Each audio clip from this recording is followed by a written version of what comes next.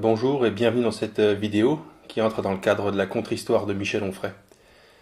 Dans les vidéos précédentes, nous avions mis le doigt sur des contradictions et des incohérences du théâtre onfrayen, comme d'autres s'activent à trouver dans un film toutes les erreurs de montage, de décor, de doublage, bref, tout ce qui nous rappelle qu'un film est une fiction, c'est-à-dire une histoire qui a préalablement été écrite, mise en scène, habillée, pour produire un résultat sensoriel susceptible d'emporter notre adhésion. Aujourd'hui, nous allons honorer la tradition et mettre le doigt une fois de plus sur une incohérence majeure du discours de Michel Onfray, en nous gardant de juger si cette incohérence est simplement due à l'indigence du grand philosophe mondain ou si elle trahit un mensonge prémédité, prévu et diffusé dans un esprit de manipulation, préférant que vous vous fassiez vous-même votre opinion sur la question, ce qui ne devrait pas être très compliqué. Nous le savons, Michel Onfray est le défenseur de l'hédonisme, option philosophique qu'il a fait sienne et dont il a assuré la promotion au travers d'une 60aine de livres d'après lui, comme il le confirme dans cet extrait vidéo. Mieux vivre, c'est aussi l'objectif de votre abrégé hédoniste chez Librio. Vous êtes un hédoniste et prenez l'hédonisme. Vous dites, dans la vie, on doit sans cesse rechercher le plaisir et éviter à tout prix le déplaisir. Alors, dit comme ça, forcément, on est tous d'accord, mais on fait comment ? Voilà pourquoi j'ai écrit 60 livres, pour expliquer que c'est pas aussi simple qu'on veut bien le croire. Et effectivement, ceux qui se sont donné le mal de supporter la lecture assommante, enivrante pour ne pas dire saoulante de jargonnage et d'emphase lexicale pseudo-philosophique des livres de Michel Onfray correspondant à l'époque de Politique du rebelle, Théorie du corps amoureux, Le ventre des philosophes, L'art de jouir, Journal hédoniste, etc., ont pu vérifier que l'auteur est une sorte d'ayatollah de l'hédonisme, un marathonien infatigable de la défense de ce cadre intellectuel. Il aurait pu être un libertin discret, menant sa vie faite de jouissance et de faire jouissance dans son coin, avec d'autres libertins, d'autres hédonistes, mais il a choisi de publier des quantités de livres répétitifs pour faire connaître ses choix, les présenter comme les meilleurs possibles pour forcément motiver le lecteur sur la nécessité de le rejoindre dans sa grande fête éjaculatoire, assurant le service de presse d'un hédonisme dont il n'imagine pas qu'il ne triomphe pas de l'ennemi millénaire qu'est le religieux. L'ennui, c'est que Michel Onfray, dans une autre intervention médiatique, alors qu'il se plaignait une fois encore du retour du religieux qu'il est convaincu d'avoir constaté dans nos sociétés, et alors qu'il s'est vu répondre que finalement les gens peut-être prennent la religion comme une sorte de béquille pour garder l'équilibre dans un monde en sursaut, comme d'autres le font avec l'hédonisme, il répond ceci. Il y a une désaffection du politique, et comme effectivement l'espoir politique n'est plus possible, eh bien on se met à croire dans un espoir religieux, et on retrouve singulièrement, sous la plume d'un certain nombre de philosophes, des fascinations pour la religion, des conversions, des passages au christianisme. Et pourquoi pas ? Ah ben pourquoi pas, non, mais bien sûr. Non, pourquoi mais pas chacun sa béquille. On ferait bon, l'hédonisme est une solution, est une béquille possible, mais une croyance aussi. Non. Sauf que l'hédonisme n'est pas prosélyte, et que jamais l'hédonisme n'a dit aux autres comment ils devaient se comporter, et que l'hédoniste, il jouit avec les autres. Ben, pas sans eux ni malgré eux quand même. Hein. Ça se fait théoriquement, et là encore, en me lisant, on le constate avec le consentement de l'autre, avec le contrat, avec le langage, avec la possibilité de contracter avec un individu libre. Ça fait quand même toute la différence. On se demande ce que peut bien vouloir dire la sentence « l'hédonisme n'est pas prosélyte ». Cette phrase n'a aucun sens fondamental dans la mesure où une institution, une idéologie, est nécessairement ce que ses membres et ses représentants en font. Il n'y a pas de structure ADN de l'hédonisme de laquelle on aurait extrait de manière scientifique l'information que cette idéologie n'est pas ceci ou cela dans son mode de propagation. En réalité, Michel Onfray joue sur la confusion qui existe autour du mot prosélyte, qui pour des raisons historiques est plutôt prioritairement associé à la religion, comme le mot propagande, pour les mêmes raisons, renvoie à l'activité politique. Il existe en fait plusieurs façons de nommer une attitude, en fonction de la qualité de l'institution à qui elle prête ses services. Onfray, pourtant féru d'étymologie comme il en témoigne à plusieurs reprises dans son livre Théorie du corps amoureux, aurait raison de s'intéresser à l'origine grecque du mot prosélytisme. Faisons cela à sa place, et consultons la synthèse Wikipédia. Prosélyte vient du grec prosélutos, qui signifie nouveau venu, et désigne quelqu'un qui cherche à susciter l'adhésion d'un public, susceptible de devenir alors, pour tout ou partie de ce public, des prosélytes, c'est-à-dire des nouveaux adhérents à une foi, le mot foi étant à prendre au sens sécularisé de conviction. Le dictionnaire d'Alain Ray fait savoir que la religion n'a pas l'exclusivité du prosélytisme, qu'elle n'est pas responsable de ce qui serait une sorte de nature intrinsèque propre à ce mot, pour une institution en particulier, mais désigne quiconque veut convertir à ses idées, quelles qu'elles soient. De son côté, Larousse confirme et décrit le prosélytisme comme étant, je cite, un zèle ardent pour recruter des adeptes pour tenter d'imposer ses idées. Un homme politique fait par définition du prosélytisme, dans la mesure où il cherche à susciter l'adhésion du public à ses idées et à son projet pour se faire élire. Qu'importe qu'en d'autres circonstances nous ayons appelé cela faire de la propagande, qu'importe aussi aujourd'hui nous disions faire campagne. Le prosélytisme est une attitude qui vise à la propagation du contenu idéologique qui est le nôtre, et que l'on voudrait voir embrassé par d'autres, c'est-à-dire par le public, celui à qui nous adressons notre discours, nos publications, nos livres, nos tracts, dans lesquels nous formulons notre proposition.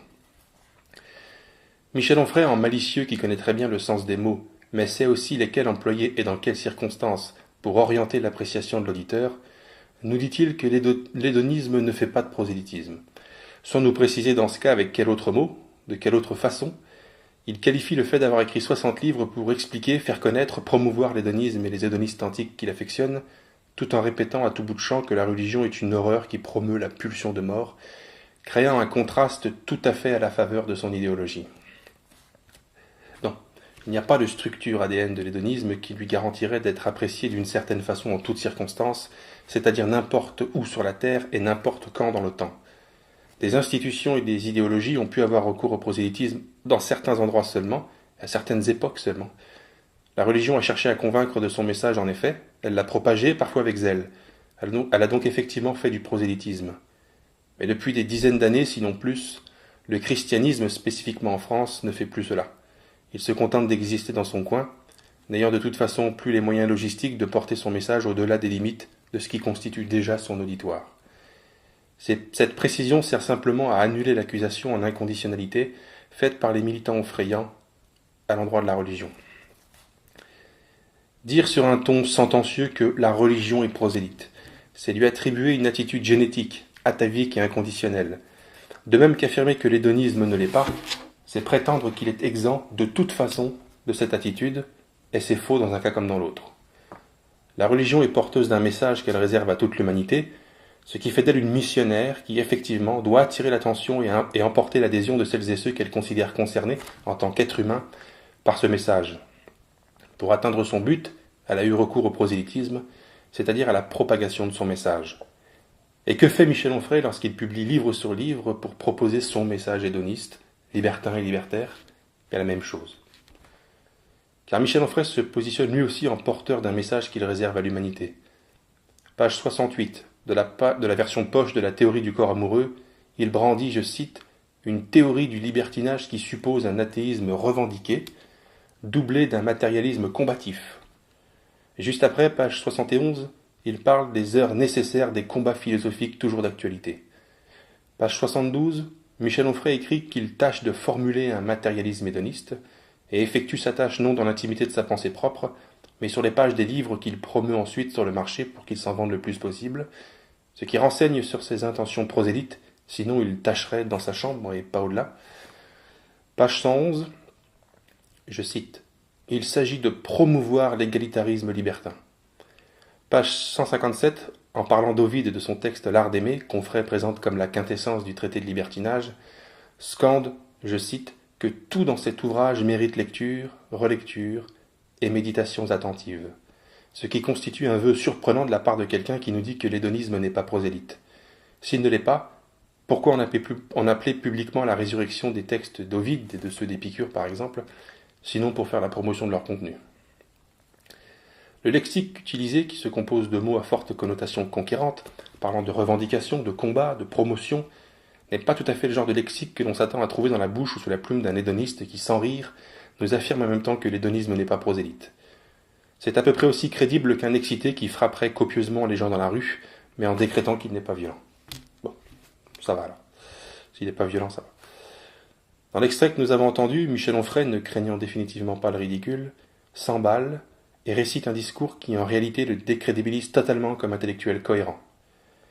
Il dit « Jamais l'hédonisme n'a dit aux autres comment ils devaient se comporter. » Ah bon? Alors à quoi bon ces prises de position et ces livres sur le sujet, sinon pour dire aux autres comment se comporter et que faire pour se soustraire à l'influence néfaste et nocive de la religion et des sectateurs du crucifié, comme il les appelle. D'autant que s'il veut jouir et faire jouir, il est soumis à la nécessité d'avoir des partenaires, d'autres hédonistes, d'autres libertins, qui acceptent de mêler leurs sécrétions aux siennes. Ce qui n'est pas assuré dans une société qui, d'après Onfray lui-même, est, je cite son abrégé hédoniste, Une société où les esprits restent pleins de l'enseignement chrétien, dépréciation du corps, des sensations, des émotions, de la chair, des passions, des pulsions, des femmes, du plaisir, de la jubilation. En fait, une société composée de frustrés, de coincés, victimes du conditionnement chrétien sur la détestation de la chair.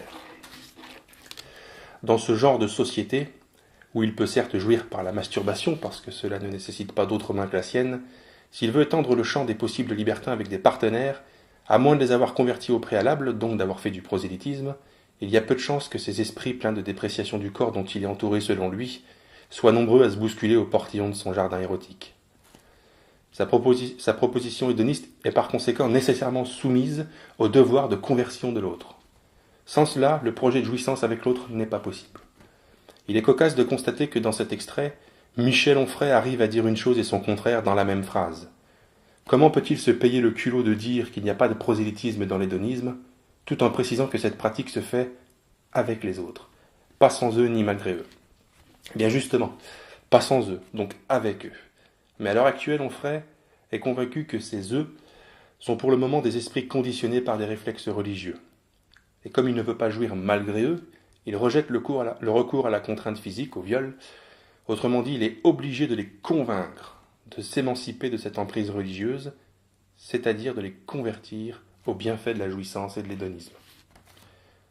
Onfray et ses admirateurs entendent sûrement rétorquer que la phrase « l'hédonisme n'a jamais dit aux autres comment ils devaient se comporter » est simplement incomplète, et qu'elle veut en réalité dire « jamais par la contrainte », sous-entendu par la contrainte physique, la pression et la menace, feignant de croire que la seule contrainte que l'on puisse exercer sur quelqu'un serait physique. Oubliant la contrainte psychologique, morale, j'ose dire mentale, celle qui résulte d'un travail de propagation partielle et partielle de ses idées. N'oublions pas le bon mot de Victor Hugo, qui prévenait que l'on peut résister à l'invasion d'une armée, mais pas à l'invasion des idées. Précisément parce que cette invasion est plus subtile, discrète, sournoise, qu'elle s'immisce, se faufile, s'introduit, et occasionne par conséquent des résultats sans doute plus longs à obtenir, mais avec une plus grande garantie de réussite. Nous avons parlé du contraste que Michel Onfray nourrit copieusement entre son hédonisme florissant, jouisseur, où les mots de plaisir, désir, amour, érotique reviennent sans cesse et séduisent, en comparaison à l'univers religieux qu'il décrit avec des mots répulsifs, pulsion de mort, secte, détestation de ceci ou de cela, refoulement, frustration, misogynie, et j'en passe. À défaut d'avoir le commandement d'une armée, Onfray mène une guerre des idées et ses livres sont ses chars d'assaut. Le combat finalement qu'il mène dit aux autres comment ils doivent se comporter, bien sûr qu'il le leur dit, mais en se plaçant sur le terrain des idées, en éprouvant des techniques de mise en condition de l'attention de l'autre, fabriquant autour de l'auditoire le décor le plus propice à la conversion. Entre le religieux, qui met en garde le patient de la nécessité de se convertir, au risque de brûler dans les flammes de l'enfer, et le philosophe mondain, qui affirme que la seule façon de jouir est de jouir bien et de le rejoindre dans sa proposition hédoniste, sous peine de se maintenir sous la sphère d'influence des infâmes sectateurs amateurs de pulsions de mort, au fond, quelle différence. Merci d'avoir suivi cette vidéo, et à bientôt dans la prochaine.